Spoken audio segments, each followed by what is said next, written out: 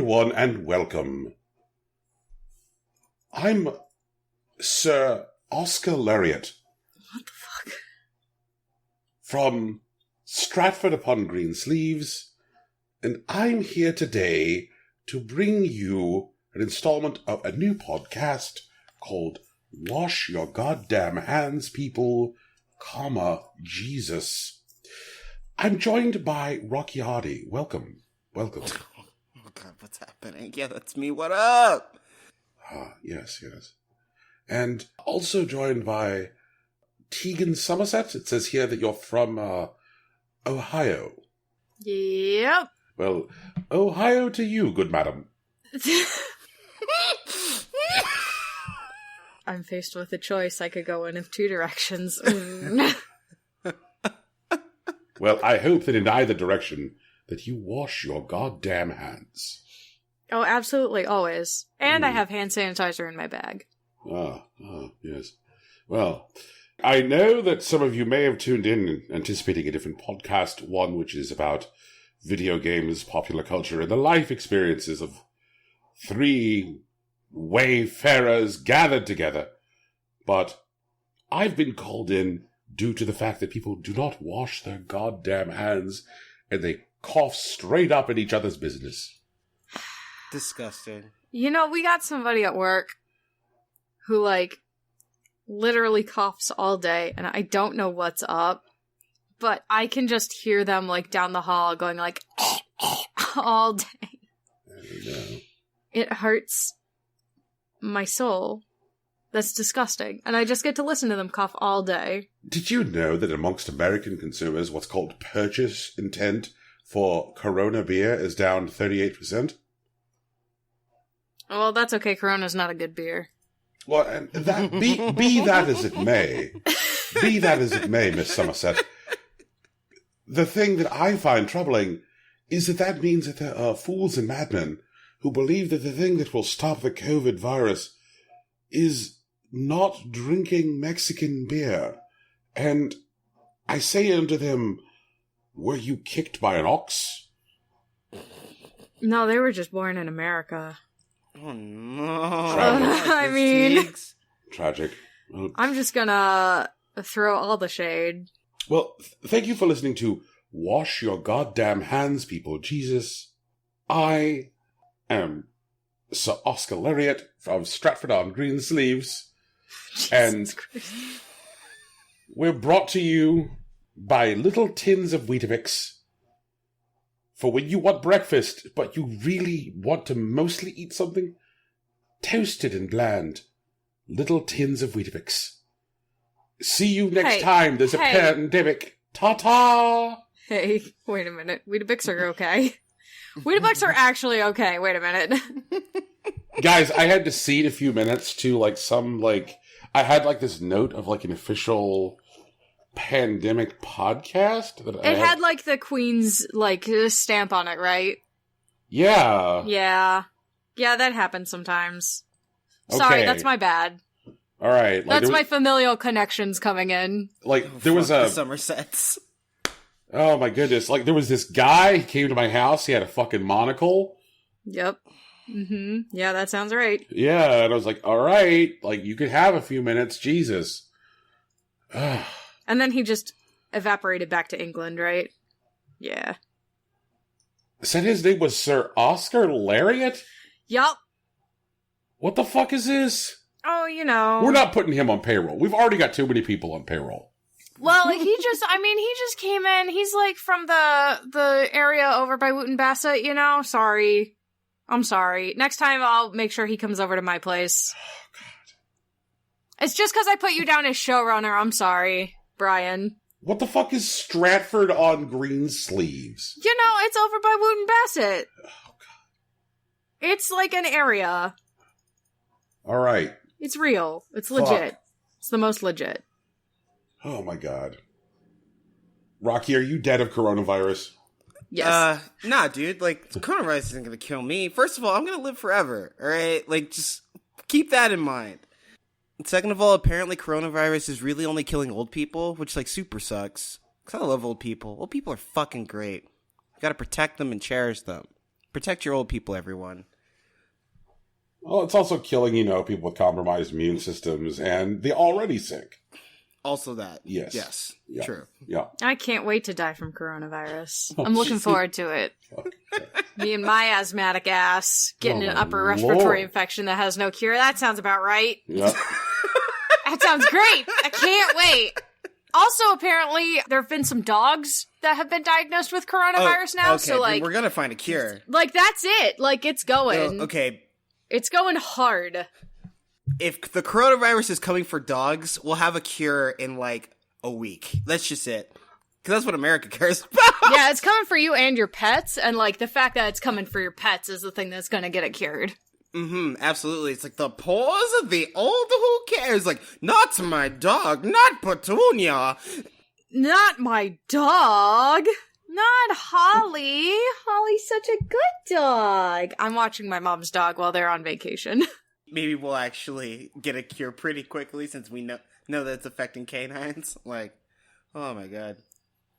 Just gotta remember, the rich people care about dogs, and they definitely care about their own dogs more than they care about poor people. Yeah, it's because they spent $1,000 on their dog, and they certainly have not spent $1,000 on poor people. All right.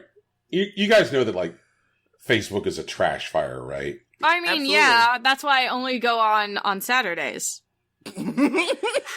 That, that honestly seems like a really good way to, manage emotional health, Brian, get off of Facebook, bro. Oh, no, it was... I mean, that is also why it's so hard for you guys to contact me, because I refuse to download Messenger because I don't want to be sucked in to all of that. I feel you. Honestly, Tegan, I'm glad you did that, because if you hadn't decided to do that, then I would be using Facebook more, and I wouldn't have gotten back into Twitter, and I really enjoy Twitter now. Yeah, So, Twitter's fun if you manage your space correctly. Yeah. You just gotta kick out all the people that make you sad, and that's easy enough. Yeah, they got a whole button for that. There is a fuck 'em, feed 'em beans button on Twitter, and it's great. Yep. I mean, it's actually two separate buttons. One of them says fuck 'em. The other says feed 'em beans. That's correct. The fuck 'em button is the block button, and the feed 'em beans button is the mute button, right? That is correct. Okay, good. That's what I thought. I'm glad I got it correct on the first try. Yep. Sometimes I'll just try to feed 'em beans, Mm-hmm. Probably the most obvious example of that is, if it's somebody who is not a terrible person, but they just have so much manic energy that they've become my entire timeline. Sorry. And I'm like, holy shit, you are operating at full power. My bad. Tegan, you have not done that. Not yet. All right, so this is a fucking detour inside of a detour. I'm going to draw us back to where we started so that way I can logically talk about the things I was going to talk about, and then we can move forward with other things.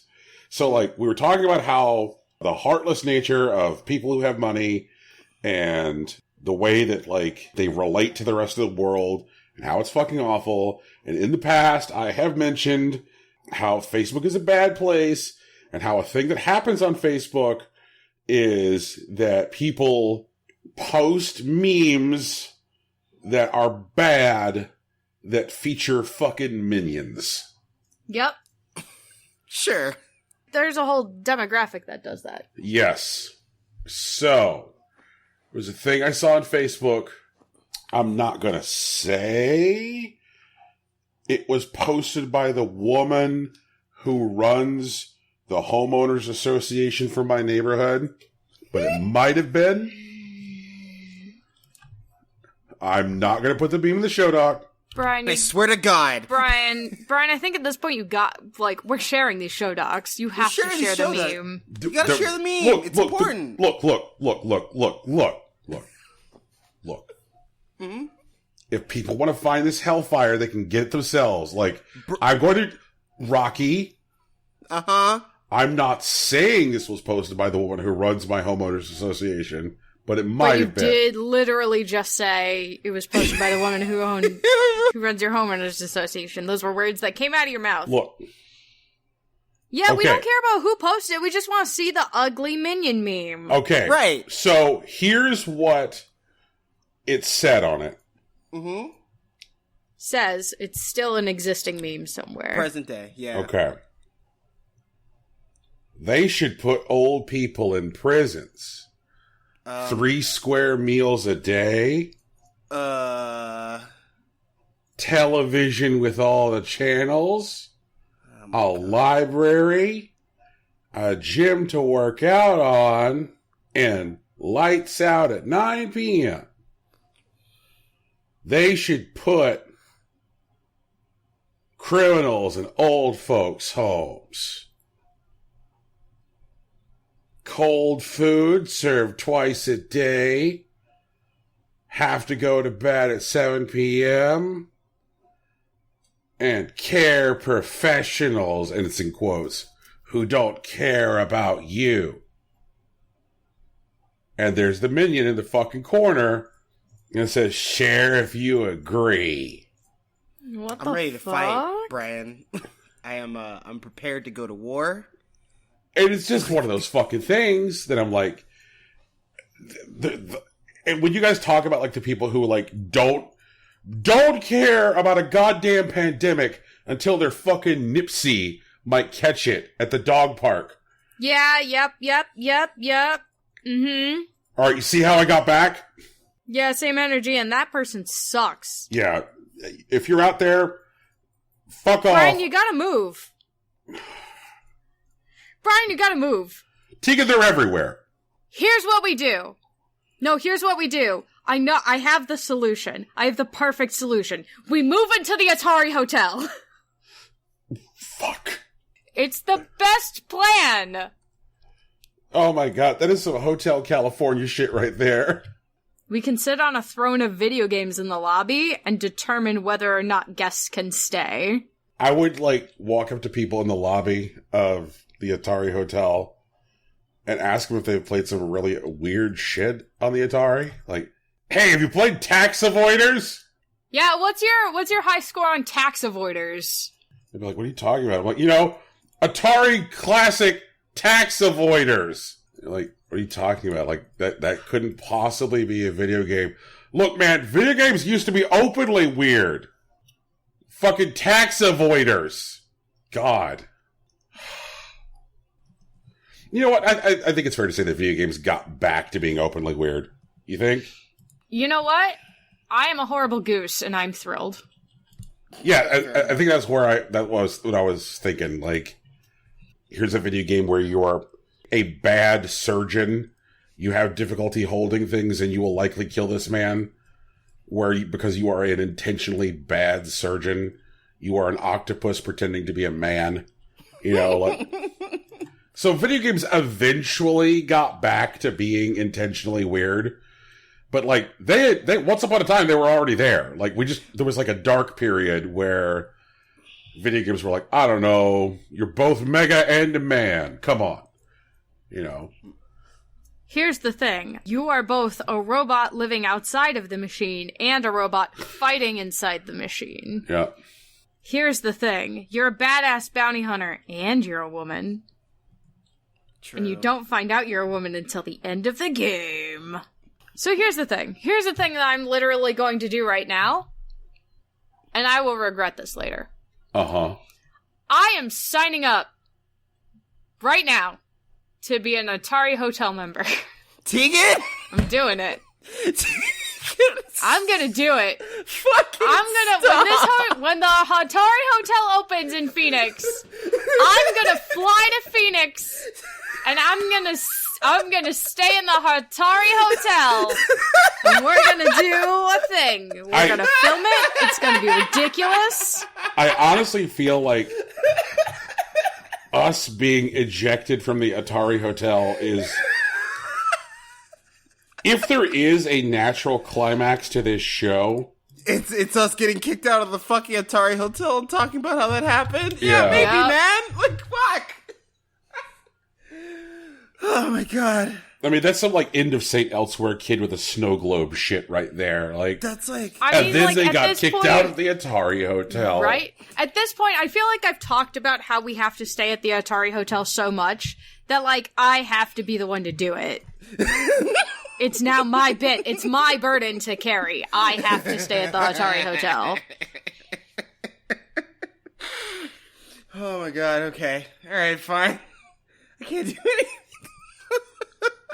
I've submitted the form. We're oh god damn it. We are in the weirdest future. You know, there's an idea. There's no way that anyone could ever verify it present day until, you know, the world or the universe ends or whatever.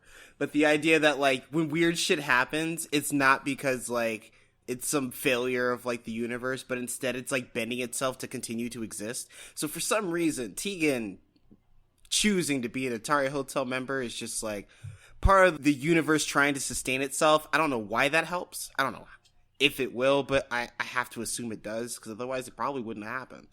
And it's just, Jesus Christ. Yeah, I would have just hounded Brian until he stayed at the Atari Hotel, because he lives there, so, like, he wouldn't even have to, like, he could go in, like, for the tour part and not actually have to, like, spend money, but I'm gonna have to spend money. Brian's gonna have to visit you at the Atari. Yep. And if you support us on patreon.com/impossiblecoinpodcast, you too will have access to our exclusive Atari Hotel tour when I stay. I promise. Rocky, if you think you're getting off of this, like, oh my god, no, dude, I'm trapped. All right, I am adapting to our new and terrifying future. Okay, like fuck. God damn it, fucking Atari Hotel. I hope there's a good game on. Like, I hope like Liquid plays like, I don't know. I hope there's an option to select my game themed room. I don't know what I'd pick. I'd probably pick Space Invaders. Wait, was Galaga them? I don't remember. Wait, did they do pole position, or is that also not them? I'm just gonna sit here and play this fun game called Y'all are gonna try to figure out whether a game was published by Atari, Namco, or Activision. Why? We're just gonna keep asking them for games that wasn't them. Fuck. It's a fucking fun, like, you roll in there like, hey y'all, can I get that Galaga room? And they're like, I don't know, is this like the Namco hotel to you? It's like, wait, what about Dig Dug? Was that you guys? Like, y'all got that Dig Dug?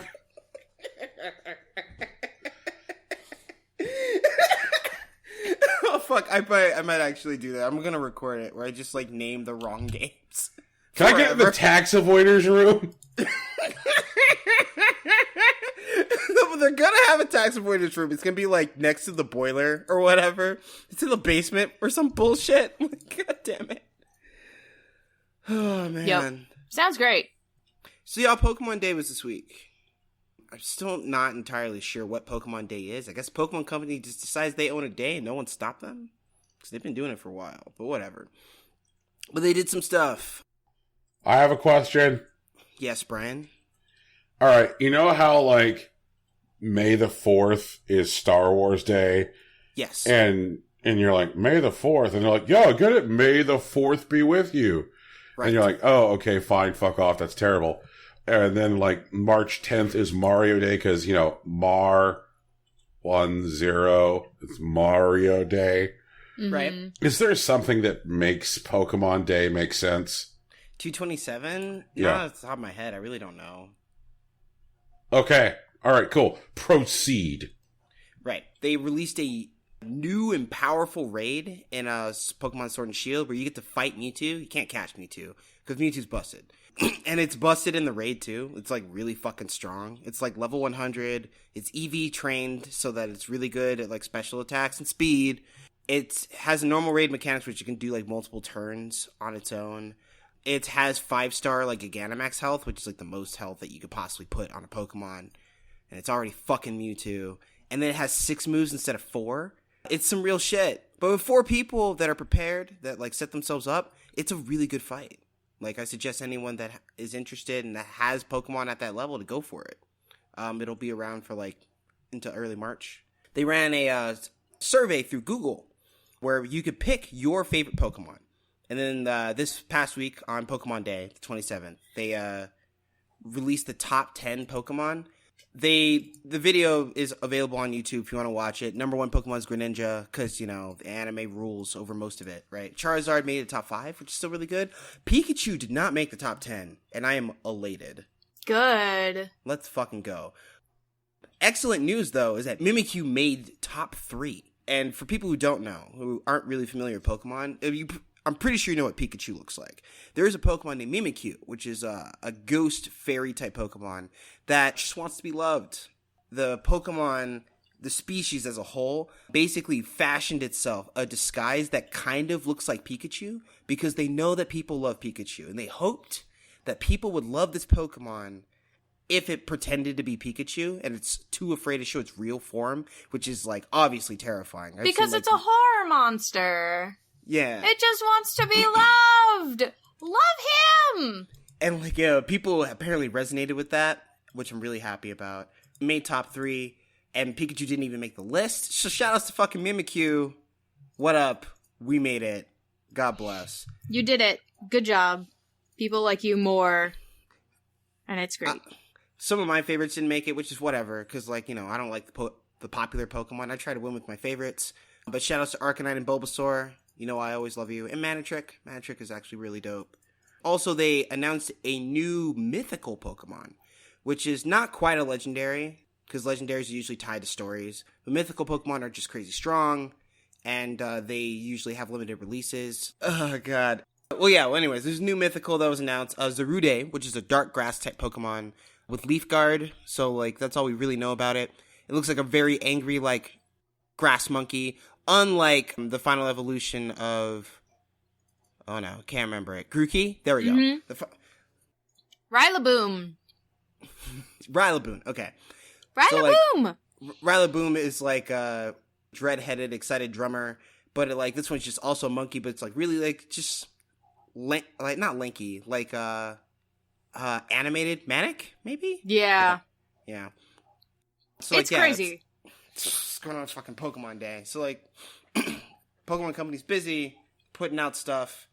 They're coming land, sea, and air. So, that's what's going on with that. Have you made sure to pre-order your DLC? Oh, yeah. All right. I knew it. I knocked that out last week. I did the expansion pass, and I did Animal Crossing, because, like, I was already on the store. And so they're preloaded, so they'll be there when they get there. God, I can't wait for Animal Crossing. Mm-hmm. So excited. The new, like, the layout and stuff with the little tent. Yeah. Yeah. And, like, apparently, like, in-game you can do makeup now. They're gonna let you toggle your view. You can buy backpacks. There's snapping turtles you can fish for. Heck yeah. God, this is gonna be so good. I can't wait. Brian, what are you gonna put on your doormat? Yeah, Brian, what kind of doormat you gonna have? Is it gonna say go away? Do I strike people as that kind of person? I mean, I feel like it would say go away, but it would also be facing the wrong direction. So, like, you want yourself to go away, not your actual visitors. Yeah, like, it's so they read go away as they're going out. Yeah. Just... You're leaving my house now, go away. My mom has a doormat at her actual house that says always plan ahead, but, like, it's offset. So always is in the middle of the doormat, and then plan ahead is, like, cut off. So it just says always plan ahead. And she's like, I think this is the funniest thing. And I'm like, okay, Mom. That's a fucking mom joke. I love it. Let's go. That's my mom. I love my mom. She's so funny. Brian, come on, doormat, talk to us. So it's about your doormat, Brian. I am overwhelmed with choice. I am very excited about the new Animal Crossing. For sure. I'm legit shocked that they're like feature shock. Well, when they're like, "Oh yeah, you want to fucking put the camera where it was on the cube? Do it. Mm-hmm. Yeah, go for it, bro." You like that view better? Yeah, man. We get it. Uh-huh. You I'm get like, it? oh god. I'm like, I am. Ooh. Like, oh, do you like the Are you somebody who plays a game currently which props up your meaningless life with daily tasks And I'm like, I play Hearthstone. They're like, well, look, if you want us to prop up your meaningless life with daily tasks, we got you. I play Pocket Camp. I'm gonna wax poetic about something stupid. Please, wax I'm poetic. really happy that we're gonna be able to like customize our phone case. Like, that sounds like a really stupid thing, but like I love it, and especially because like I ran across something on Twitter. There's two girls, they're friends, and like they posted a bunch of like photos of them being friends, and one of the things that they posted was like they got customized phone cases of like chibi versions of themselves. So like now they have that on their phone, so they just have like this like solid red with like chibi versions of the two girls just hanging out, like drawn on the phone case, and they just have that forever. And I'm like, fuck, I kind of wish that was me, and that can be me in fucking like Animal Crossing or whatever. Especially because I could just draw my friends, I guess, at some point. And I'm really excited that I have the opportunity to do that. I can't wait. We're gonna have to play. We're gonna have to have a party on someone's island and visit. Oh, that reminds me. So I put out a poll last week, gauging interest in doing like a weekly like Animal Crossing hangout, and it looks like there's some interest. Definitely more interest than disinterest. So I'm gonna try to put something together, starting from week 1, because I know it comes out on a Friday. So like that Sunday, I'll probably put together like a friend code, and I'll just like throw up an island, and we'll just like hang out. We'll probably do it on Discord. We have a server. We haven't been using it. Might use it for that. So and hopefully that becomes like a consistent thing. We could just like Sunday afternoons, we shoot the shit. We hang out on Animal Crossing. We like, I don't know, mess around on islands, make money, talk to new friends. Could be cool. That's all I'm saying. I just wonder if the animals are gonna go back to being a little more mean. I'm concerned about that. Walk me through it, Tegan. Well, like, I get it's funny. Like, it's very funny, haha, when the animals are mean to you. Mm-hmm. But I played so much Animal Crossing that it was detrimental to my self-esteem. As dumb as that sounds, like, I would get really upset when my animals were mad at me. And, like, it'd be one thing if they were, like, just angry or whatever, but when they were, like, rude, I was like, what'd I do to make them hate me? I get that. Fuck. So, like, I wouldn't mind if they bring back, like, animals being angry and, like, lashing out because they're angry. But, like, I don't want them to be, like, mean. Just for, all like, the time. For, sake of being mean. Yeah. Yeah, apparently there's going to be, like, one cool and one, like, Ushi character when you start up your Animal Crossing island. So, like, because in all the previews, like, those are the only two character types that have been shown in the very, like, in the startup stuff. So. Well, I mean, Tegan, the good news is that, like, there is a time-honored fucking tradition in Animal Crossing of if you have an animal in your town who's a real piece of shit, the game can recognize when you want them to go. Yeah. There are things you can do to make the game move them out of town. Like, dig holes in front of their houses so they can't leave. Haha. Oh my god. That is one of the strats. That is one of the things that the game will recognize. What are the other things? Smacking them a bunch with the axe? One of them is they ask you to do a favor and then you just don't do it. Oh. Yep. Or I didn't know it kept track of that. Yeah. Or if somebody else gives you something for them and you open it. That one worked in New Leaf. Also, once you get the butterfly net, if you whack them with it. Huh. Well, you can get the nets pretty early in this one, it seems, because, like, you build it yourself. Yep. So, digging the hole by the door, that is one of the things. Opening shit that other people give you for them. But you have to be careful with that, because if you open something for somebody else, then you're not completing the favor for the other person. So that's play with fire. The easiest way to do it is to take jobs from the animal you don't like and then not complete them. Gotcha. Yep. So if you get an animal and you want them out, it can be done. There's ways to do that dark business. And then you can trade them on the black market. What is with this fucking black market? So, like, there are people that obviously, like, want to target a particular, like, resident. And apparently there are people that have, like, the strats to, like, transfer one resident from one town to another. So they'll, like, orchestrate, like, a meeting between these two people. Like, I have this person in my village that you probably want. And, like, you can coax them to join your village by showing up. And, like, they trade, you know, goods and services for the act of access to that villager to bring to your town. Yep. So, like, I know one of my friends really wants Pietro. And if I get Pietro in my town, she can just have him. She can just have him. He can just go. That's fine. Like, I would not charge her for him. But if someone else wanted him, they'd have to do me a favor. I want a full regal set of furniture, and I want, like, 40 million bells. Hence the black market. I am fucking spiraling as I'm sitting here on the internet, now reading about the Animal Crossing black market. This shit is shocking. Yeah, we're going to do a whole write-up for the Patreon. Oh my God. It's going to be a special episode. Oh my God. Like, this If you want in on that episode, it'll come out, I think, early April, we're planning. So that we have some time for the new Horizons black market to develop.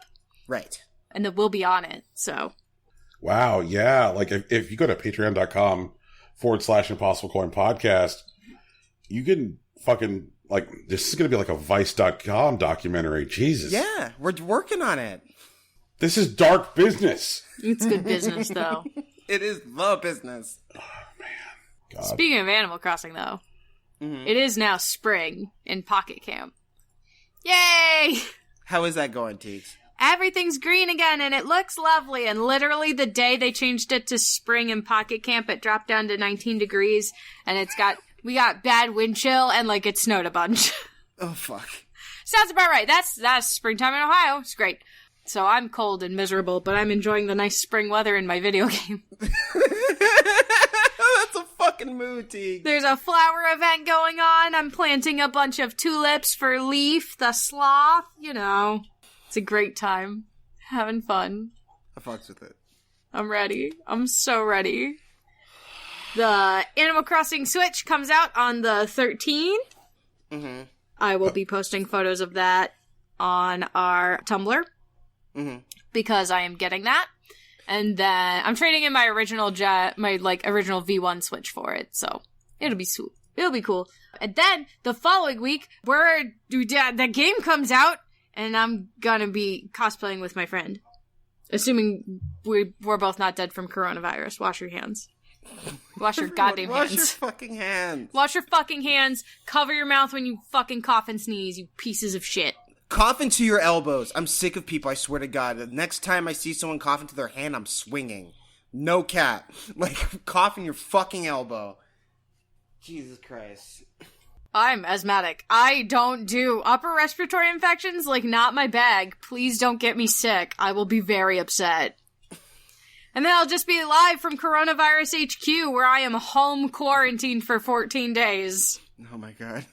And then I have to worry about whether or not my cats are gonna get coronavirus, because I'll have coronavirus. Oh no! Jesus. Brand. How about that Candyman trailer, man? Oh, man.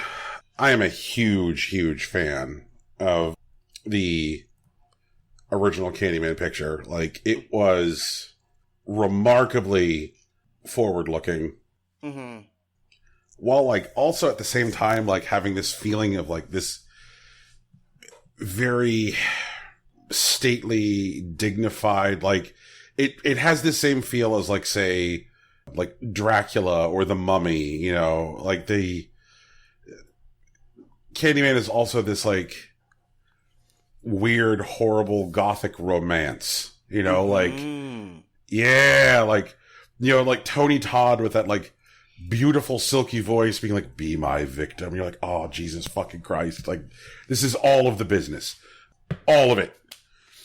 It's such fucking good stuff. And, like, I don't think that it's, like, much of, like, a coincidence or, like, mistake that, like, not too long after, you know, Bernard Rose directed Candyman, he directed, like, the Beethoven biopicture, Immortal Beloved. Mm-hmm. So, like, I have loved Candyman for years. I love the Philip Glass score. The score to that movie is fucking perfect. Like, the music is everything. And, like, there's all these, like, beautiful aerial shots of, like, Chicago freeways, or just, like, you know, like, the opening title sequence where they're just, like, slowly panning, and, like, everyone in that movie is great. Like, everyone brings their A game.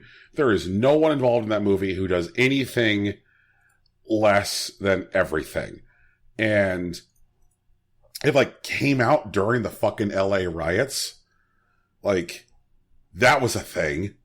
Mm-hmm. Oh! And so, like, for years, like, for me, like, Candyman has been, like, the untouchable peak, the apex, the top of the fucking mountain. Like, I love horror movies. Like, they are my thing. And I'm like, all right, you know, like, we coming back to Candyman? We doing this? And, because, like, Candyman had some sequels. Yeah, I remember. And, yeah, you see, and I can tell from your tone, Rocky, you know, they're not the best. But I saw this trailer for this new Candyman picture, which is being produced and co-written by Jordan Peele. And, oh, man, I'm so excited. I'm absolutely so excited. Question. Is Jordan like the new horror king? I wouldn't crown him yet, but he is definitely carving out a niche. One of the things I really like about Peelian film, which is something I can do now, is that he has, like, put words and, like, visuals to concepts that have already existed. Like, things like the sunken place, or, like, tethers, that have been, like, focal points of, like, his films, are things that have kind of always existed, but didn't have, like, vocabulary for. Like, they were just, like, vague concepts that people were aware of, and now they're just, like, solidified in, like, visual and, like, story, which I think is really good for someone who's entering the genre to do.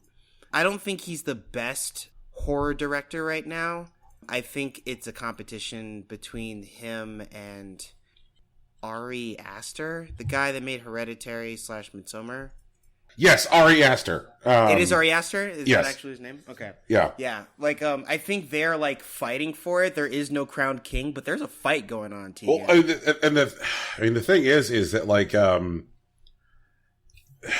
right, and I would want to, like, bring some more people into that competition. I mean, the good thing is that, like, right now, horror is having this, like, critical revival where it is, like, more critically, socially, and commercially relevant than it's been since, like, the 1970s. Mm-hmm. Like, during the 1980s, it was, like, very commercially relevant.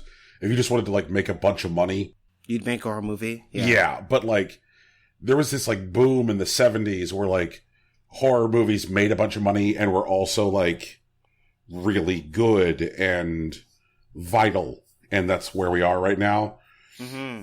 And so that's how you get people like David Robert Mitchell, who made It Follows and Under the Silver Lake, and, you know, Jordan Peele making Get Out. Like, there are so many fucking people, like, who are just making these amazing, amazing horror movies right now.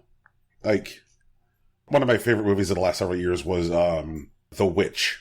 Amazing horror picture. Like, super duper, just, like, absolutely fucking terrifying. And so when I saw this trailer for this new Candyman, I was like, they know what we need. They know what's sacred. They know what they need to fuck with. I'm here, like, day one. Oh man, like, I love the beginning. I love the beginning part where, like, the lead is, like, explaining the Candyman myth to, like, this woman, and she's like, "Who would even do that?" They, like, smash cut to, like, a bunch of teenage girls. Yep. In, like, a high school bathroom, like, just saying Candyman in mirrors is like, I can't do this with y'all. Like, are y'all fucking kidding me right now? And it's just, oh, man. Every high school girl has had a witch phase. We just did. It's just it just happens. You just have a witch phase. Tegan, I need you to watch this trailer. Like, no. I know that horror movies aren't your thing, and I'm not gonna ask you to watch the movie, but I need you to see this trailer, Tegan. Like, it's important. It is definitely a lot, but it's just, oh my god, like it's handled so well. It's so carefully like managed. Shout outs to the actual director, because Peele isn't directing Candyman, he's producing. Yes, the director is Nia DaCosta. Right. Because, like, was reading an interview with Peele where he was talking about how it was important that, like, more black women get chances to direct in Hollywood. And now I really want to go, like, I expect her to report within the next few weeks of, like, DaCosta's first film, the thing that caught Peele's attention. Like, the reason that she got this job was in, like, 2018, Jordan Peele said his favorite movie was a movie called Little Woods, which was a movie she directed. And I was like, fuck. I'm like, now I gotta go watch Little Woods. So, I gotta go watch Little Woods, which looks like, you know, after having read a synopsis, looks exactly like my jam. So, I'm all about it. So yes, super stoked. Also, I kind of feel like this urgent need to make the 1992 Candyman a watch along for us now. I do want to do it. I think it would be good. I know Tegan doesn't do horror, which is a whole thing, but ideally we'll maybe find some sort of middle ground. I don't know what we'll do. Can I have a stand-in instead? Can I recommend someone else watch the movie for me? Tegan. As part of the watch-along, so I don't have to watch it? Tegan. You don't want to listen to me cry for 2 hours. You're not going to cry for 2 hours. I'm going to cry for 2 hours. Tegan, you may not actually cry for 2 hours, and, like, ideally, Candyman is both a very good film that handles its scares responsibly. Yep. And so, like, I think that this may be an opportunity. Inc? It's not Monsters, Inc. Jesus Handle Christ. your scares responsibly. Like, I think that this may be a good place to, like, settle yourself in horror. I don't think horror will become a regular thing for you, because that's, you know, that's the way that you've chosen to live. But I think as far as horror goes, this may serve as a good place to, like, beginning to inoculate yourself to, like, some of the more, like, devastating effects of horror. Because there are some horror films that are just straight up irresponsible, like dead-ass snuff films, and it's just like, don't want to put anyone through that, least of you, Tegan, but I think Candyman may be a good place to interact with horror. Absolutely. Like, I feel like a lot of times when somebody says that they don't like a particular genre, it's because their main, you know, experience with it, the way they've intersected with it, is when that genre's way of getting exposed to you is like the horrible noise created by that genre. And it's like, I am sure that if you just like, did I tell you about the only like proper horror movie I ever watched? No, this is definitely a sacred story. All right, this is hot content. Okay. Hit us. I watched The Grudge. And the way my friends got me to watch The Grudge was they said, we're gonna go see a scary movie. It's called The Grudge. And I said, that doesn't sound like my thing. I'm gonna pass. And they said, Tegan, you'll love it. It's set in Japan. Oh, fuck them. That's not cool. And I watched it, and I had bad dreams forever. It was not a good experience. And, like, to be fair, like, I am a giant chicken, and I acknowledge that, and, like, the scariest movie I'd seen before that was, Titanic. Because all those people, like, drown in the rooms and stuff, and, like, I couldn't get over that. So, like, I saw a really disrespectful tweet this week. The original tweet was a video of a man surfing in Cali, but he was surfing on, like, furniture, and he had, like, an upside-down, like, table, like an end table that he was surfing on. Okay. Creative. Someone quote tweeted that. It's like, man, the people on the Titanic really did want to live, bro. Like, I was just like, bro. What are you doing? Please. You know, I got Does it- angry about Titanic just this week. Why'd you get angry? Because they're making a Titanic 2? Oh, gonna the sail thing the that got same me route? angry was I was just, and if I have bitched about this to you guys before, then feel free to say, Brian, you have made this exact speech before. But I was just thinking about that stupid fucking scene, like during like the excessively long "the ship is now seriously sinking" montage, where this woman, I think she was like Irish, is like sitting in her like lower class berth with her 2 children, and it's like, and then they closed their eyes and they were beneath the stars and they went to heaven, and she's like, you know, getting them to go to sleep as like water laps into the room, and it's supposed to create this like visual that like tugs at the heartstrings of the audience. We're supposed to go like, oh, this is so sad.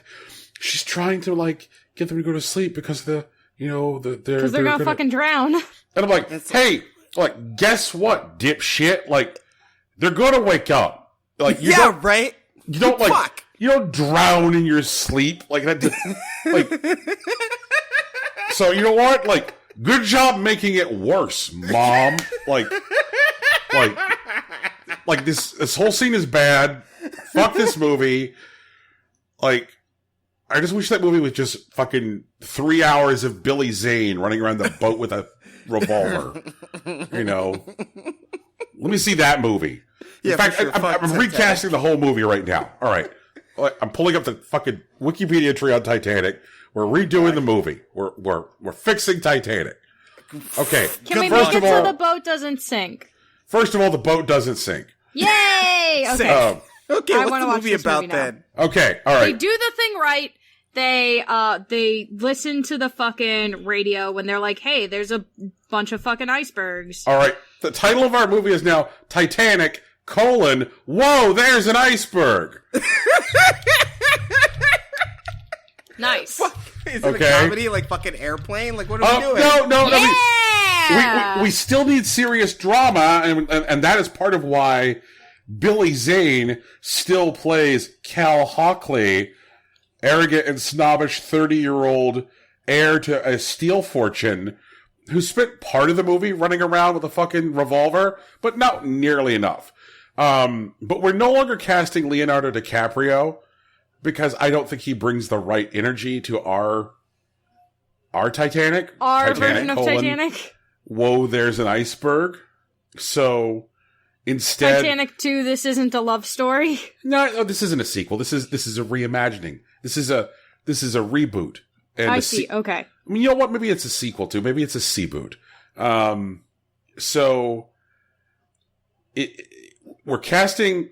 This is 1997 because we have a time machine, and so we're casting Willem Dafoe as Jack. Okay. Yep. And like, instead of every line where he tells Rose, "I love you," instead he says, "How are ya?" Ugh.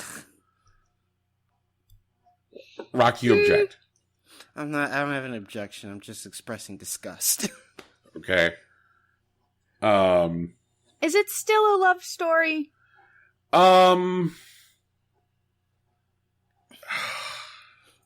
Is it a different kind of love story where, like, Rose actually is like, well, you know what? Marrying the rich dude is a good thing because I'm a woman and it's the early 1900s. Well, I'm also big mad that, like, she had a full life after that. I know she married the rich dude, and, like, she had, like, 3 kids, but she's just, like, she's done. She married a different rich dude. A rich dude, but a whole different rich dude.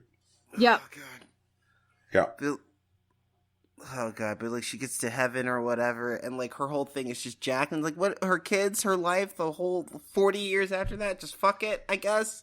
Well, and like Rocky, no, it's not 40. It's been 84 years. That's what the whole fucking meme came It's from. been 84 years. Yeah, you guys. But an important question for remaking Titanic into the film Titanic, Whoa, There's an Iceberg, is should our film be more or less horny than the original? Hornier.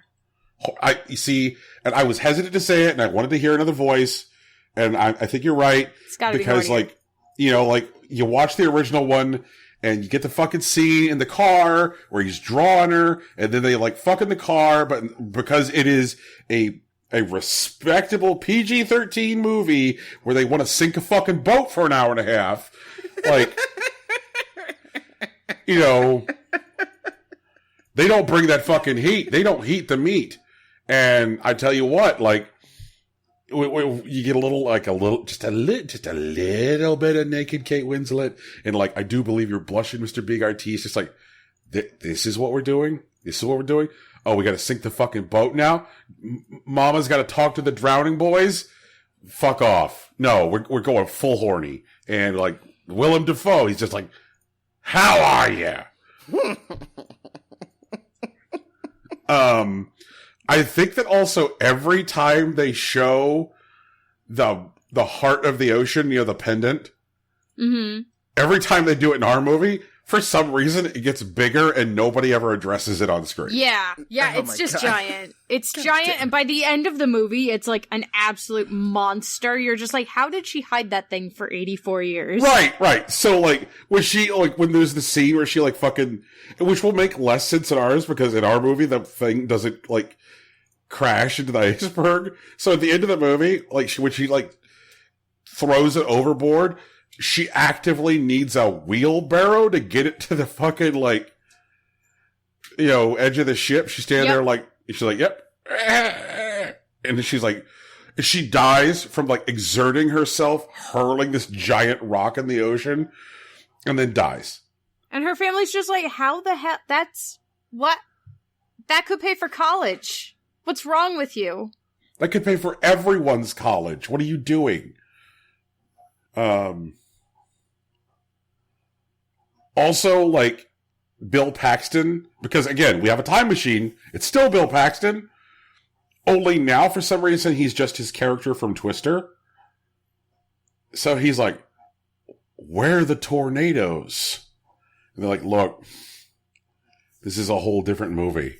It's ocean tornadoes now. It's ocean tornadoes.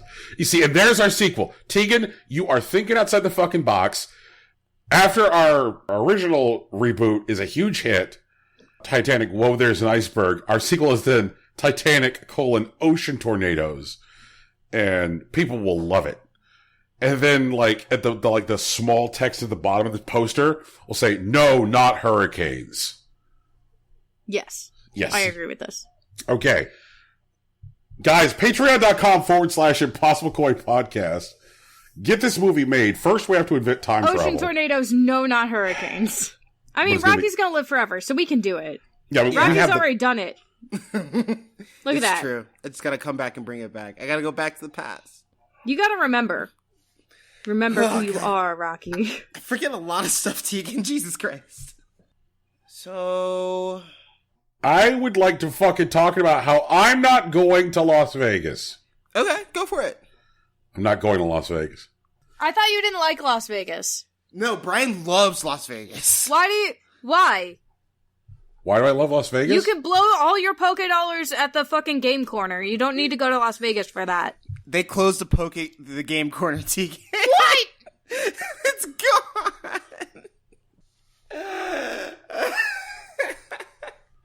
Oh, man. God damn it. Yeah, I was scheduled to go to a convention called the Merchant Risk Council. I was really excited. There were a whole bunch of, like, presentations I was going to go to. For people who work outside of Risk, what sound like boring as shit topics, but if you work in Risk and love it, you're like, oh, wow, that sounds fascinating. Whole bunch of those, but even though we're past the cutoff where a refund can be had for my very expensive registration, I am not going. So... Is someone reimbursing you for that very expensive registration? I did not pay for my very expensive registration. My company paid for my very expensive registration. Ah, so the company is eating that. They are eating it. Gotcha. And why are they eating that exactly? Oh, I mean, there was this guy who stopped by at the beginning of the show. I think his name was Sir Oscar Lariat of Stratford on Greensleeves. Yeah, the British dude. Yep. Yeah, and I think he was here because of coronavirus. Yep. Well, I'm not going to Las Vegas because of fucking coronavirus. You're not going to Las Vegas because of beer virus. That is correct. Cool. Yep. Sounds like you just get to have a corona party at home then. Here I've got White Claw virus. Oh, disgusting. Rip to you and yours. Rip to you and yours, my guy.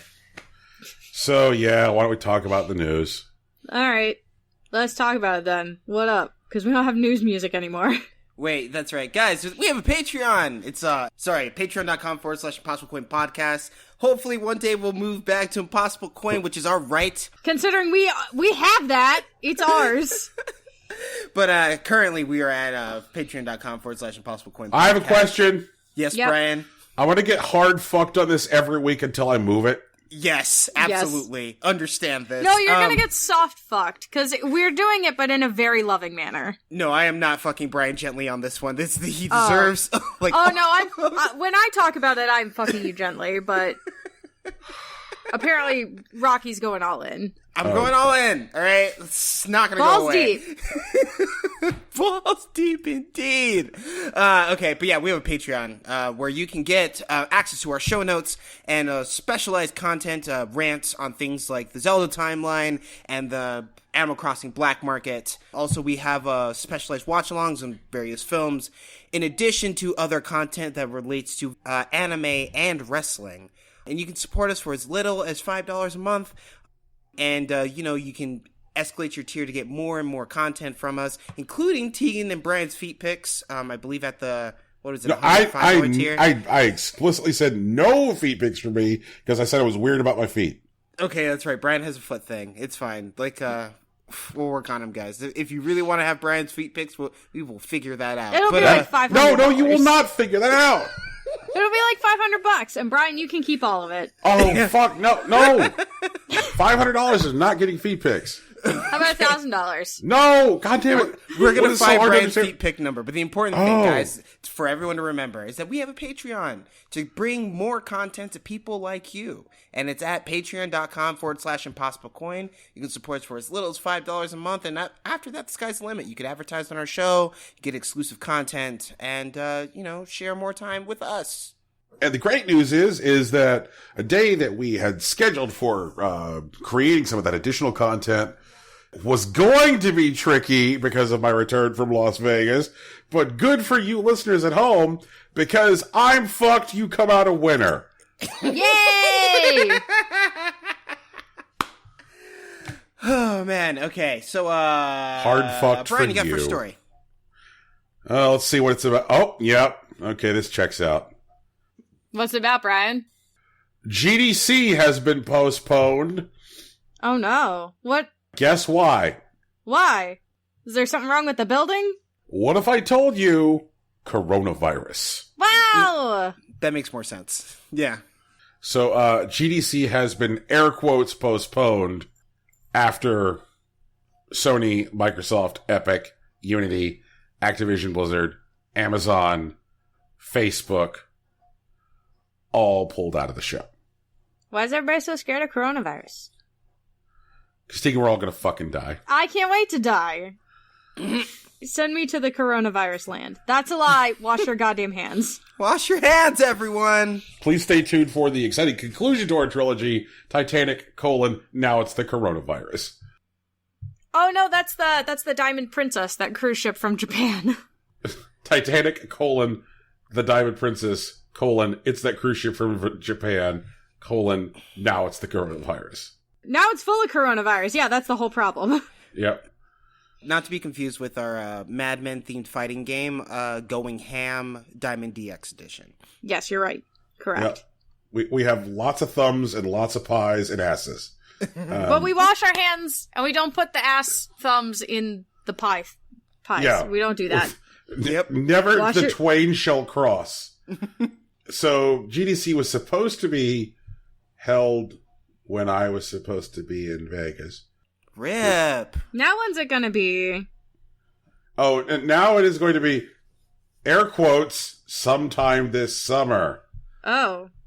Before or after E3? Will E3 happen? Or will we still be coronavirusing? Well, see, the thing is fucking like, E3 was already dying before coronavirus, right? That's true. Yeah, Yep. that was happening. I feel like if E3 gets coronavirused, and I am using coronavirus as a verb, if they get coronavirused, they're fucking done. They're done. Ain't no coming back. I could totally see, like, E3 the year after there is no E3, where the whole industry has realized that, like, they no longer need E3 as we know it, and all the important shit just kind of happens some other way, like... It'd be nice if it was still out at the same time, though, because, like, that's fun. Yeah. But I think the thing that I most enjoy that happens at E3 is the 3 nights of people on Giant Bomb's couch. That is for me the peak of E3. Because it's such a wild format for an interview where they put like 4 or 5 people on a couch, generally from like a smattering of different jobs across the industry. It'll be like, oh, you do this for this company. Oh, you do this for this company. Oh, you do this for this company. And like, here's some questions that like any of you could answer. Here's some questions that like only 1 or 2 of you can answer, but like others might have feelings on. Like it's a cool vibe, and it has a chill out feel, you know? There's not much of anything else like it in the industry. But we're talking about GDC here, not E3. So, GDC released a statement which says, after close consultation with our partners in the game development industry and community around the world, we've made the difficult decision to postpone the Game Developers Conference this March. Having spent the past year preparing for the show with our advisory board, speakers, exhibitors, and event partners, we're genuinely upset and disappointed not to be able to host you at this time. We want to thank all our customers and partners for their support, open discussions, and encouragement, as everyone has been reminding us great things happen when the community comes together and connects at GDC. For this reason, we fully intend to host a GDC event later in the summer. We'll be working with our partners to finalize the details, and we'll share more information about our plans in the coming weeks.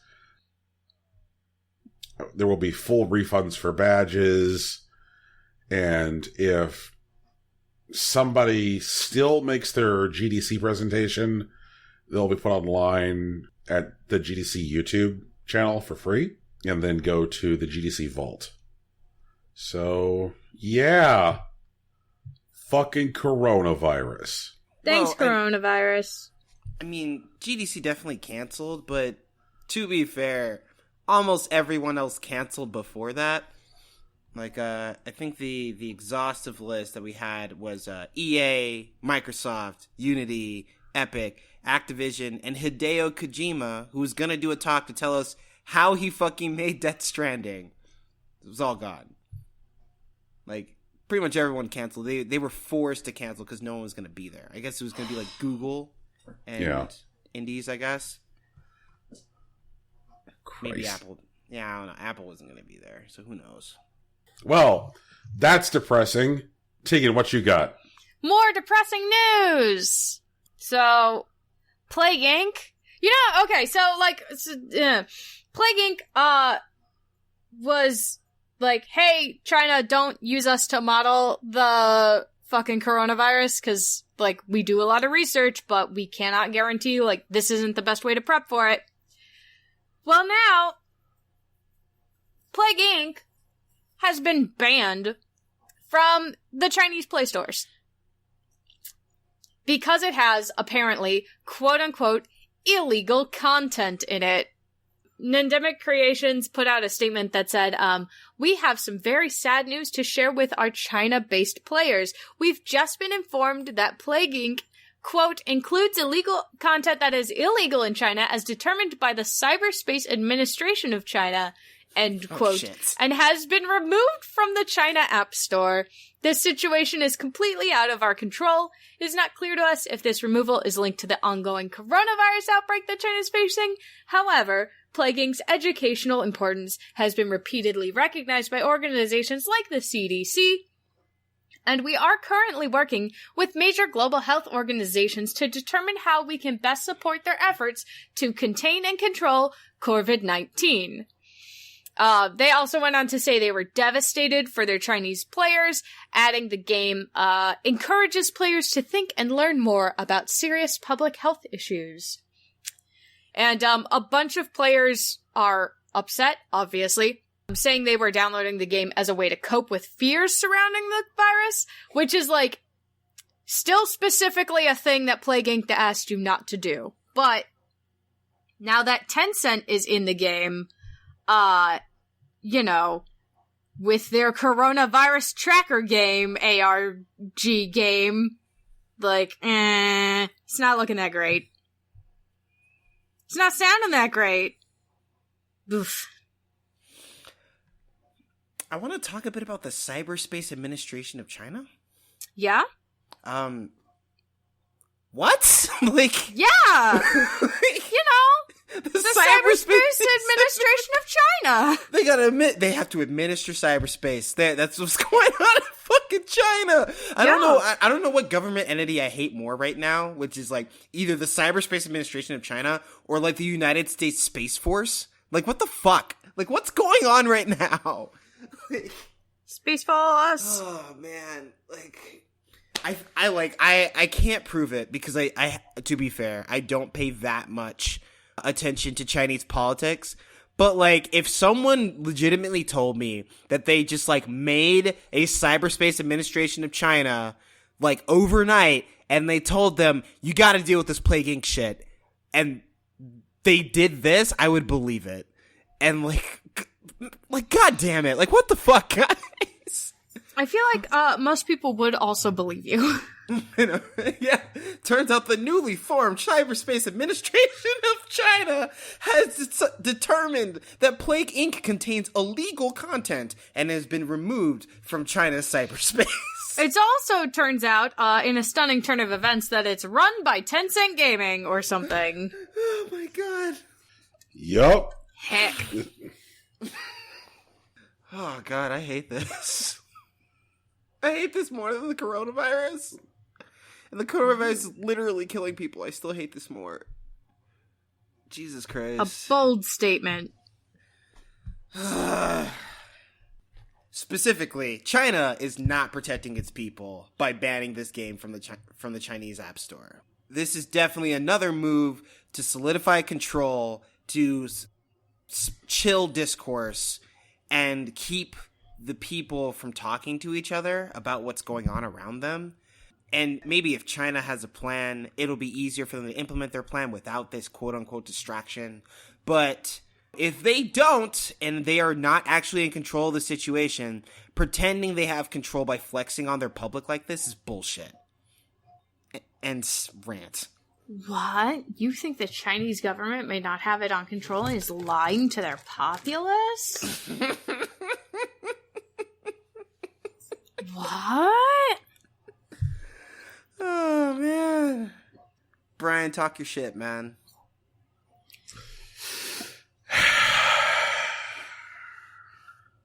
I fucking can't. Brian, gotta do it. Use your words. I know you got them. Let it out. Like, the last 12 months on this show have been the intermittent comedy of what bullshit is China doing with the release of video games in their country today. Right. Yeah, we've been doing that pretty consistently. It's been a fun bit. It's been like, hey guys, there are no video games. And it's like, okay, well, now there are video games, but first you have to submit these TPS reports. And like, we'll put a stamp on it that says your game has fiber in it. And it just like, and then when we got to like fucking, PUBG, but the people get up after they're killed and they wave goodbye and like, oh yeah, Game of Peace or whatever. Yeah, Game of Peace. Oh no, Game for Peace. Yeah, Game for Peace. And so then like we get to, hey guys, could you please not use our software for modeling the spread of this disease? You know, that'd be great if you didn't do that. And then all of a sudden like, oh, there's illegal content here. Fuckos. It's just like, This is the most, like, transparently... Jesus fucking Christ. Could you at least, like, organize, like, your sham illegal arm of your government a little bit more effectively? Yeah, right? Fuck. Like... What do you mean? It's functioning exactly as intended. I know, but alright, I tell you what, if not, could you just go all in and call it the Office of Fuck You? We may have lost that in translation, to be honest. That's fair. That's fair. Rocky, do you have any news which is less garbage? Not really, no. So, Activision has declared war on Reddit. As reported by somebody had to. I mean, this is an Alien versus Predator kind of situation. No matter who wins, we lose. This is the Freddy versus Jason of yeah, our this times. is fucking King Kong versus Godzilla. Freddy versus Jason. As reported by Torrent Freak last week, a U.S. District Court for the Northern District of California granted Activision's request to subpoena Reddit for the identity of a user who posted a screenshot from the Modern Warfare Reddit forum. It spoiled some announcement that Activision was planning for the new Modern Warfare. Boo-hoo. The request was made on February 14th. Shouts to Valentine's Day, or as we know it now as Sonic the Hedgehog Day, under the Digital Millennium Copyright Act, or the DMCA, as specified that the post infringes on Activision's exclusive rights regarding Call of Duty Modern Warfare. The court granted the subpoena on February 19th, ordering Reddit to produce identifying information, which include, but possibly not limited to, name, address, phone number, email, and IP addresses for the user account in question by February 28th at 10 a.m.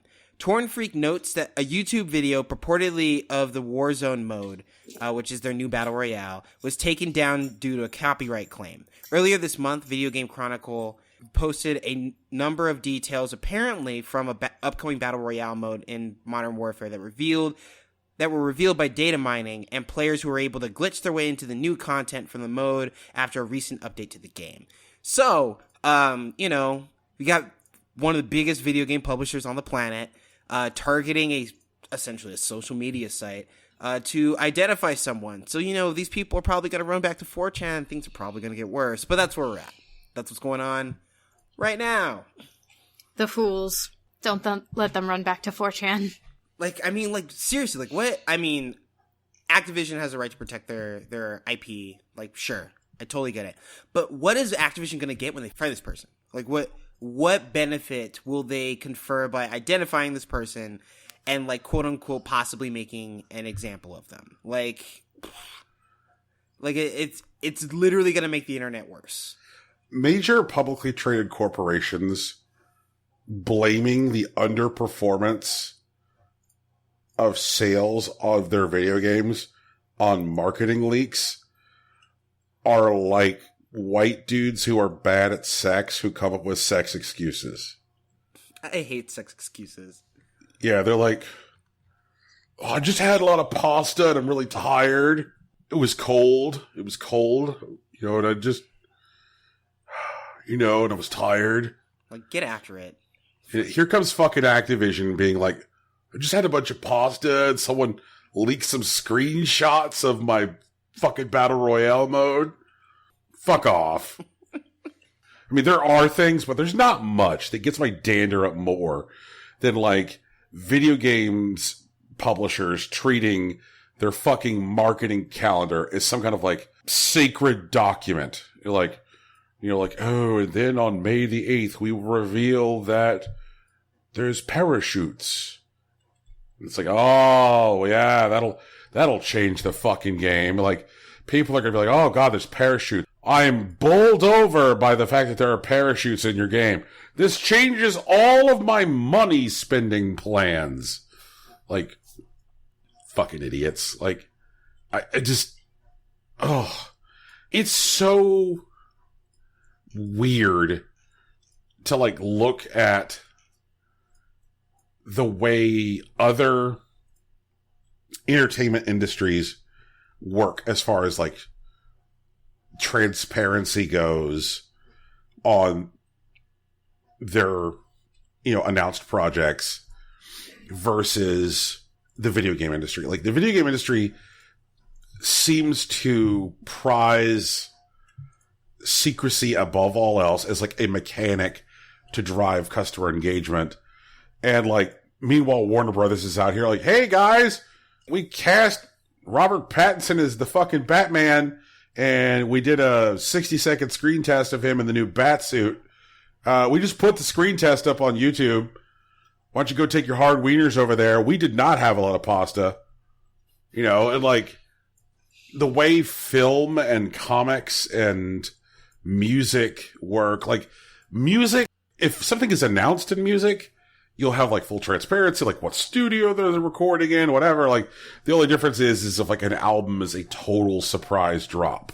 A total surprise drop. But you don't have musicians being like, oh, well, I will tell you something about my album, but like, I have to dole out little secrets over a 9-month calendar to get you more excited. Like, that shit doesn't really exist in other industries. This whole idea of like, this drip feed of like marketing news, to be like, oh, like, I've just got to keep you engaged with this unreleased product for fucking forever. Just either tell us about it or don't. Like, just fuck off.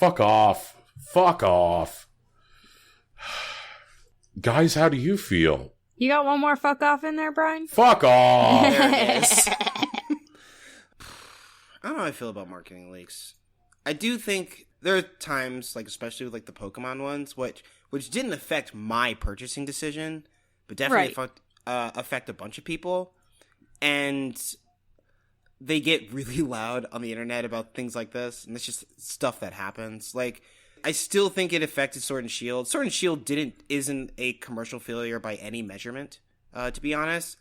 But there were definitely a loud and angry part of the internet that I guess didn't affect consumers enough to matter, that got really upset over what turned out to be nothing. And maybe there are situations where stuff like that happens with leaks. Like, not because like the game is leaked and it turns out, surprise, it's bad, and then it comes out and it's actually bad. I don't think there's a lot of those. I think there are a lot more situations where like things get misconstrued, especially with things that are really visible. You know what would solve that right away, Rocky, right? Is it communication? Yeah, if these companies didn't sit on data. Like, whenever they're like, oh, well, now it's being misconstrued. Now people misunderstand. Like, well, you know what would have stopped that, right? Is if you just put the information out there and, like, made it fucking available, instead of being like, we'll have more to say on that later. Here's a great example of a time when you should say that sentence. Mm-hmm. Hey, we're not sure yet. We haven't figured it out. See how that? See? That's a reason to say, you know, we're not going to say anything on that right now. Like, we're not sure. Or here's another one. We're not sure if the hardware can do what we want, so we're still figuring it out. You're like, I don't know, or what we want, we're not sure if it's technically possible. But when people are like, you know, like, we would just like you to come back at an arbitrary time in the future. Pleased to be excited. I understand how that can look like a please clap moment, but I'm not sure this is a please clap moment. But I get what you're saying. It is, all marketing communication is please clap. Like, just fucking tell people, I assure you that Tegan would love Zelda just as much if Nintendo treated her like an adult. Sure, but like, the thing is that at this point, more often than not, they're not trying to sell Tegan on Zelda. Tegan loves Zelda. Tegan does love Zelda. Tegan loves Zelda. They just gotta say, like, hey, Tegan, there's a new Zelda coming out. Cool. When's it coming out? And that's it, right? Like, yep. But the idea is that they're talking to people that have probably, for some dumbass reason, have never interacted with Zelda. These are the people that still confuse Zelda with Link. Like, they're trying to talk to these people that have they're sleeping on Zelda. So wouldn't those people, like, so basically what I'm hearing is that marketing is only important to mislead people, because the idea is that, like, if these people had, like, clear information laid out in front of them, and and companies in the video game industry just, like, clearly communicated, like, what their project was, what their project objectives were, then like people could make informed consumer decisions and then like rely on people outside of an official company pipeline for things like, you know, impressions of the game and thoughts about how the game compares to similar products. If somebody was like, I do not know Zelda, I am unfamiliar with it. How does it compare to a game I am familiar with, Call of Duty? I will go to this website and type, how is Zelda compared to Call of Duty? Oh, in this one, you have boots, but they're not always on the ground. Interesting. Okay, let me rephrase, because what Brian, I'm saying you're hurting me. is that most people aren't like informed consumers. Period. Like that's the idea. Like even if the information is available, relying on that information usually doesn't translate to sales. Do you know what I'm saying? Like, so they should take a position which is less ethical because some people are fucking stupid. That's not what I'm... Okay. I don't think I'm going to make ground here. I'll let you have that point.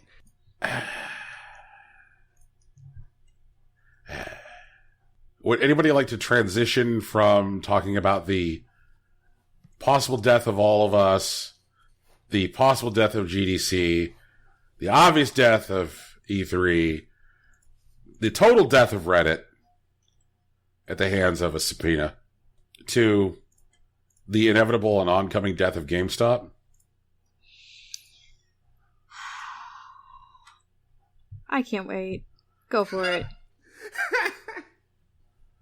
Well, I've written here on our show doc, Brian and Tegan note the tolling bell as the Grim Reaper approaches for GameStop's soul as its fetid, sweating mass prepares to die. That's a heck of a title. So, GameStop is piloting 3 new store types in Tulsa, Oklahoma. And I'd love to be in the fucking room when they decided that was the way to go. Let's test out these stores in Tulsa. I don't know if, like, Tulsa is, like, what they consider to be, like, the nexus of GameStop. Like, if it can't work in Tulsa, it can't work. These stores, you know, have various themes. Like, there's a retro game themed one, or a retro game themed type. There's also, like, pop culture themed ones. Stores that focus on access for tabletop board gaming. But the idea is, of these various different store types, is to try and turn GameStop into a social space. If you want to do something like show up to your GameStop and play retro games and sit there and play on the provided SNES or play Settlers of Catan, the bar to entry is that you have to be a Power Up Rewards member. So it's like, want to play a board game here? Well, you have to be a Power Up Rewards member. Okay, but does only one person have to be a Power Up Rewards member, or does everybody Everyone have at to the be a Power Up table Rewards member? playing needs to be a Power Up Rewards member. Okay. Yeah. Seems dumb. Here is a dumb quote from Chief Customer Officer Frank Hamlin talking about turning GameStop into social spaces and this new initiative. I came back from E3 in 2014, and I went to the then regime and I said, we're missing out on an enormous opportunity. And I said, we use this politically correctly. If E3 is the Vatican, why is GameStop not the local church? Tegan, I want all of your feelings. Just pour them straight into me. Just fucking go. What? Go. That's a thing that a C-level executive said in public. That's a real quote. That's not Brian making fun of capitalism. That's a thing someone actually said. So Please see earlier rant about marketing. someplace no one goes, but your parents make you? Half the time? What? What the fuck? Hey, Brian, what the fuck? Oh, there's a lot to unpack in that.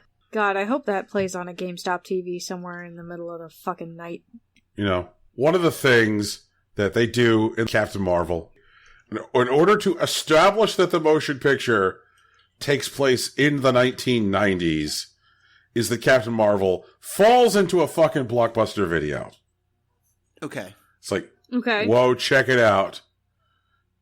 Captain Marvel fell into this blockbuster.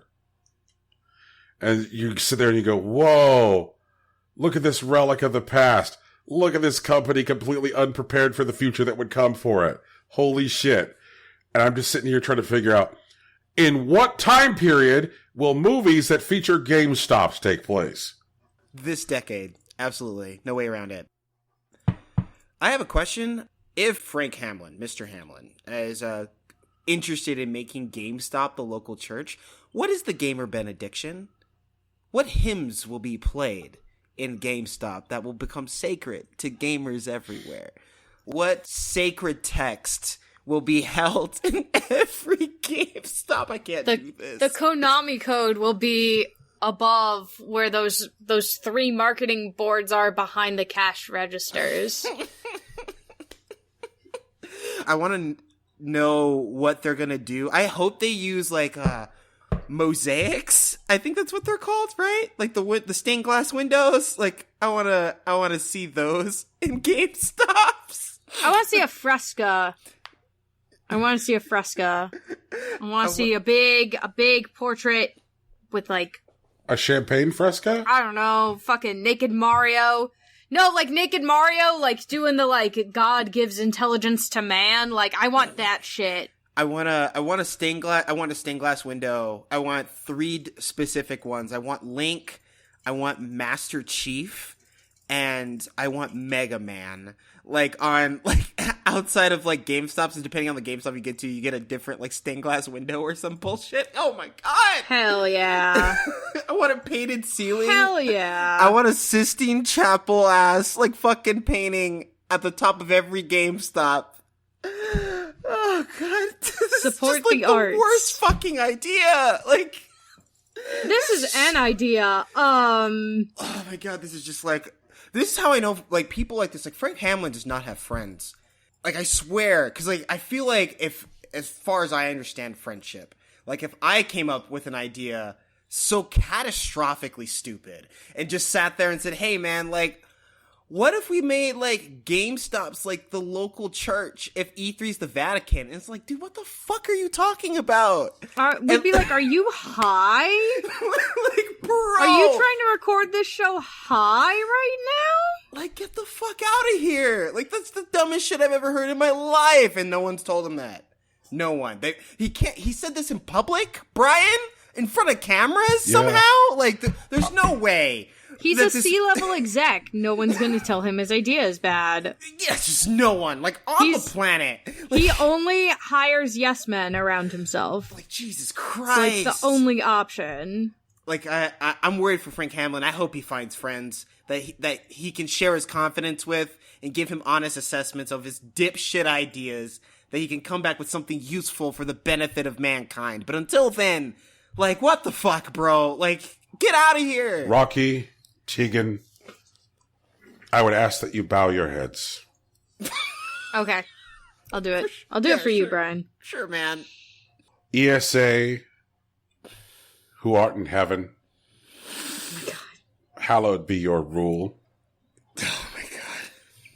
Your lobbying come, your profits enlarged on Wall Street, as it is in projections. Give us this day our monthly battle pass, and give us our pre-orders, as we have paid them off.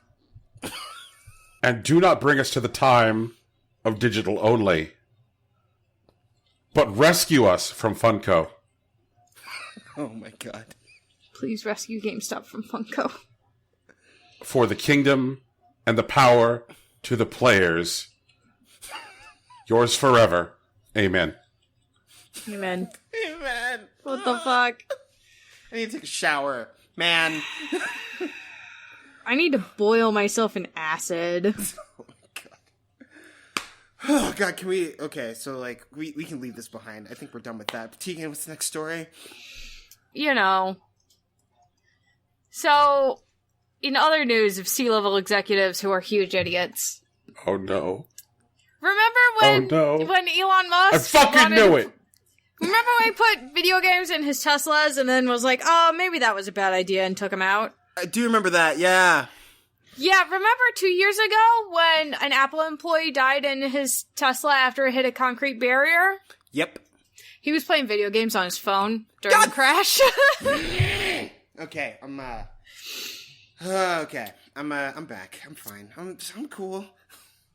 The U.S. National Transportation Safety Board said the car had been driven semi-automatically using Tesla's autopilot software, and I've linked the published results in the show doc. It was a 2-year investigation, but the short version is the NTSB said the Tesla driver had not taken control of the car because he had been distracted by a smartphone video game.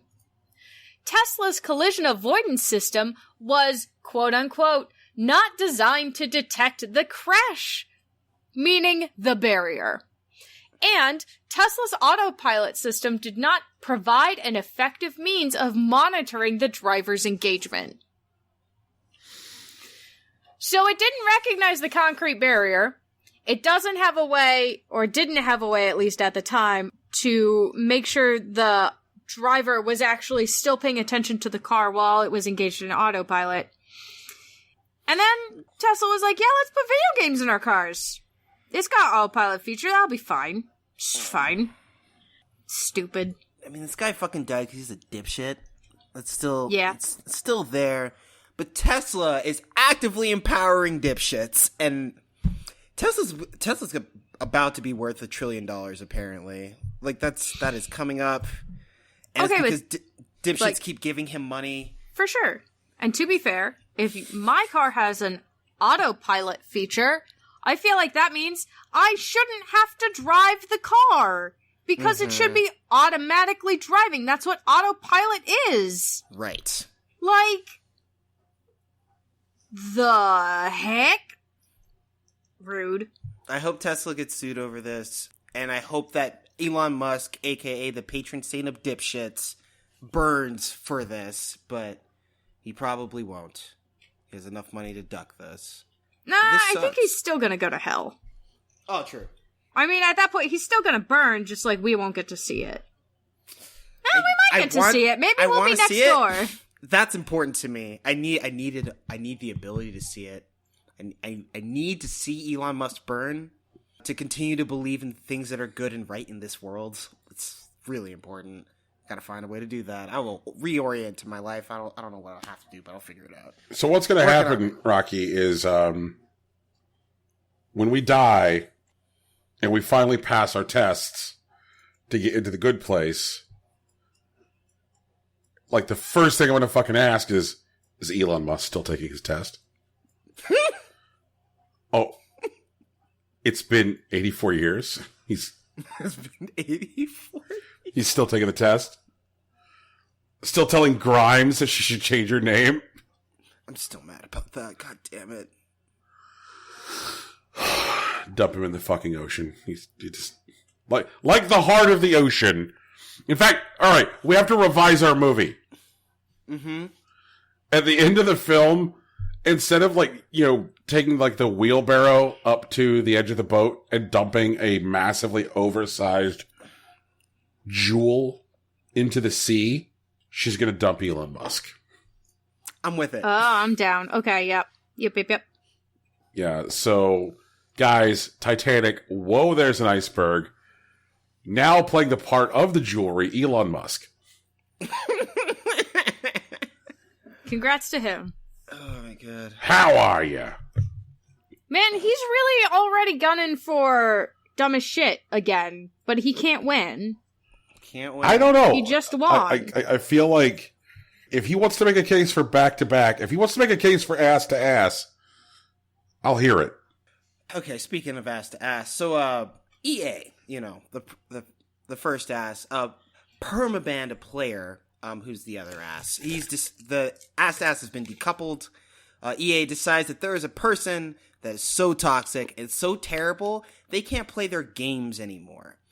For reference, last year, November 2019, there's a FIFA competitor and streamer Kurt0411 was banned from playing FIFA 20 in events by Electronic Arts. So this guy can't play FIFA, or couldn't play FIFA, at any EA-sponsored tournament. Now, in 2020, EA has banned the player from its entire portfolio of games and services. If there's anything that EA puts out, this guy can't play it. He's no longer allowed. Can't let him in. They have his picture at the door. In a statement released on the 24th, EA said that Kurt Fennick, aka Kurt0411, is, quote, banned from playing our games and accessing our services due to, quote, serious and repeated violations, end quote. The statement, released on Twitter, explained that Fennick had initially been banned from FIFA competitions and live events after he, quote, threatened employees and other players, unquote. Fennick is highly critical of EA on his YouTube channel and his Twitter account, which has 93.9k followers, accusing the company of, quote, tyranny and, quote, bullshit. Fucking Christ. Wow. In the past, he has been vocally critical of certain aspects of the latest FIFA game, recently stating that, quote, that EA has, quote, done everything this year, but look at themselves and admit that they fucked it. They killed their game and their esport, end quote. He responded to Monday's ban with a series of tweets alleging a conspiracy. Jesus. Quote, I have never said anything I shouldn't have. He wrote, this is deeper than anyone thinks. Fuck off. They didn't want me competing at events because they were scared I'd win them. In its statement, EA said that Fennick has, quote, continued to post abusive and threatening messages and videos about EA employees and competitors on social media, and he has encouraged others to do the same. His messages have crossed a line of decency into very personal attacks, end quote. What a fucking asshole. Like, and now he can't play EA games ever. He's not allowed in the clubhouse. That means this man tries to make an EA account and play a game. He can't do it. Just can't do it. He's gonna be the dude going to people's houses. Hey man, can I hit a little bit of that FIFA? It's been so long, man. Like, fuck this guy. You got that Madden? I know I don't. Oh God, it's. Okay, I'd like to congratulate Kurt Fennick for something. Mm-hmm. Congratulations on being so bad at life that you have created a situation where I unequivocally support EA. How bad do you have to be at life? Or I'm like, I'm on EA's side on this one. They got it right. Like, holy shit, bro. He was already banned from FIFA. What he was gonna do? Yell at them until they let him play FIFA again? Come on, dog. And the fact that he's like, it's a conspiracy, spelled C-O-N, conspiracy. Like, What a fool. What an absolute boob. oh my fucking God. Bro, they just don't want me in the tournaments because they're afraid I'm gonna win. Like, dude, like. No, they don't want you in the tournaments because you're an asshole. Oh, man. I hope more people... Here's a thing I never thought I'd say on the show. I hope more people follow EA's example and ban assholes. Yeah, you know what, Tegan? That is a weird thing to believe. Like, That's a weird thing to say. I hope more people follow EA's example. What? man, EA is just out here saying, fuck them kids, and I'm with it. Like, And I'm with it. Fuck them kids. The full Michael, dog. Oh my God. I'm crying Jordan right now. Ah! Oh, Kurt Fennick, you fucking dipshit. Are you serious? you see, and that's why we let Elon Musk stay in the race. Because for every time Elon Musk musks, there's a guy like this motherfucker. Who's like, hold my fucking beer. Look at this. Christ. Look at this fucking shit. Oh my God. Oh my God. I'm sorry. Guys, I just have to, I have to read it again in a funny voice. Go ahead, man. Okay, yeah, let's hear it. They've done everything this year, but look at themselves and admit they fucked it. They killed their game and their esport. I've never said anything I shouldn't have. This is just deeper than anyone thinks. They didn't want me competing at the events because they're scared I'd win them. Oh, fucking boob. This is also a person that I have to assume has no real friends. Jesus, no shit. This guy is at zero risk for coronavirus. He had real friends before he started playing FIFA. Yeah, like, he lost all his friends to FIFA, and then he lost FIFA. He can't even play EA games anymore. He can't play 2K? Not 2K. What's the fucking... Is it NBA Live that they did? They don't make NBA Live anymore. I don't know. Alright. So, fuck this guy, but, like, I will now make the joke. EA, this is the one joke I'm going to make at your expense. This is the only one. I promise, because you did good here. But I'm going to take my one dunk. It's not even, like, related to you generally being shitty. It's just going to be like, I imagine kind of like a switch in a room, like light switches, called, like, you know, fucking, like, Cart FedEx access to our products. And, like, they're all individual light switches, so, like, guy hits, like, the fucking FIFA switch, guy hits the Madden switch, guy hits the Need for Speed switch. Guy comes to the Anthem switch and says, you know, I'm gonna leave this one on.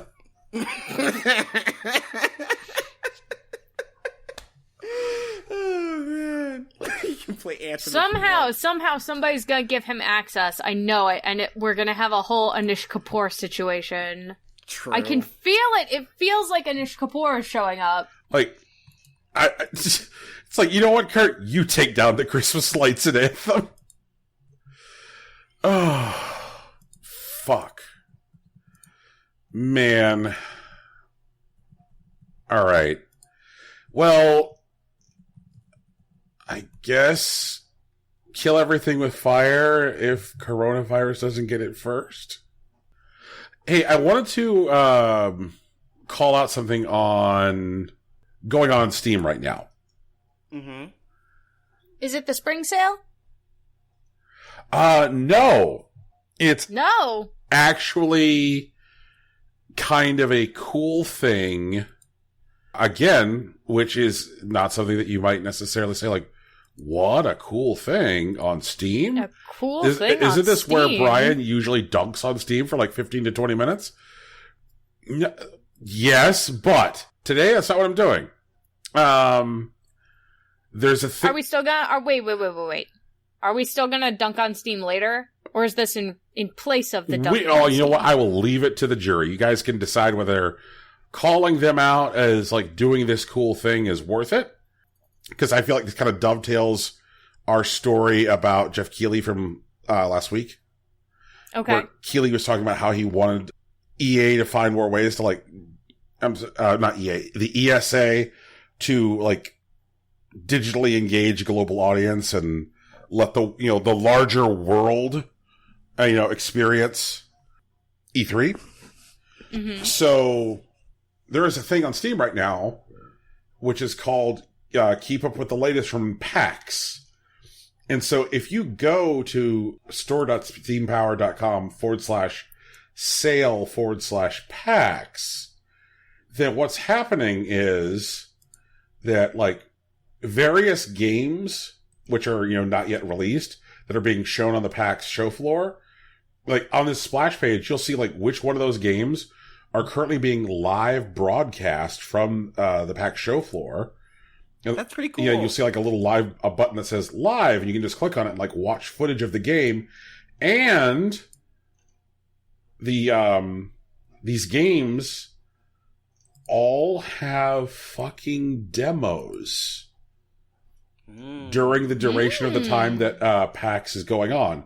So while people are all like hanging out at PAX and enjoying like the the social aspect of PAX, you can enjoy demos at home, which will like get rolled out during like various periods over the PAX show. Like, okay, well, like, like the demo of this is going on right now. So like this demo will be available for like the next like 24 hours or 12 hours. And so over the course of like the PAX show, all of this stuff is going to get shown on Steam. So like, you have the experience of like seeing the stuff without even standing in the lines, playing it in the space that will feel like the space that you will actually end up playing it. Like, and I'm like, wow, this seems to be exactly like the kind of thing that Keighley was talking about, you know, as far as like what he wanted to see, you know, E3 to start doing. Yeah. Mm-hmm. And I was like, one of the things like we just did with EA, where we're like, hey, EA, you did something right here. I really want to call out Valve for using its platform effectively to create informed consumers. Because how cool is that? So, if you guys want to dunk this week, I'll still dunk. But I really wanted to call this out because, like, when I go to this page each week, you know, usually I just see nothing but like a disappointing train wreck. But to go this week and see something that was like the opposite of a disappointing train wreck and was actually really cool was something I wanted to call out. We don't have to dunk on him this week. Yeah, I think we can avoid dunking this week. You get a pass this week for doing something good. And actually, but next week we're coming back. Yeah. I mean, this is great. This is cool. So, I mean, this will be released after PAX is over. So, hopefully you saw this over the weekend and played some stuff and watched some footage. Rocky, take us home. Yeah, so everyone, in case you haven't noticed, but this is our show. We do it every week. It's called Impossible Coin. You can find it wherever podcasts are found. Generally on iTunes, Google Play, Stitcher, and Spotify. If you left us a review, we'd really appreciate it. Maybe one day you'll get those Brian Feet picks, but that won't be this week. There's music at the beginning and end of this podcast. It's produced by our very good friend, Big Sach. The man, the myth, the legend can be found on Twitter at Hillary_Swank, and you can find his work on SoundCloud.com/BigSachNJ. Our t-shirt and logo were designed by Lauren Moran. You can follow her on Twitter at Lauren Moran, and consider donating to her Patreon. Speaking of Patreons, we got one of those too. It is currently Patreon.com/ImpossibleCoin Podcast. Maybe one day it'll be /ImpossibleCoin. Who knows when that will happen? But you can support us there for the amount of a cup of coffee. You can get access to our show notes. We can also get you access to exclusive content like our rants on really specific video game topics, but also things on wrestling and anime. We also do watch-alongs with videos and movies, and maybe Tegan's feet picks if you really want them. Like, they're definitely up there. But that's us. We're on social media. It's all Impossible Coin, no hyphens or underscores or anything like that. In fact, if you see one of those, please let us know, because they're definitely fake. But I'm on Twitter, Tegan's on Tumblr, Brian's on Facebook and Patreon, and that's our show, Impossible Coin. All right. Well, thanks for hanging out, and peace. Bye! Later. It's official.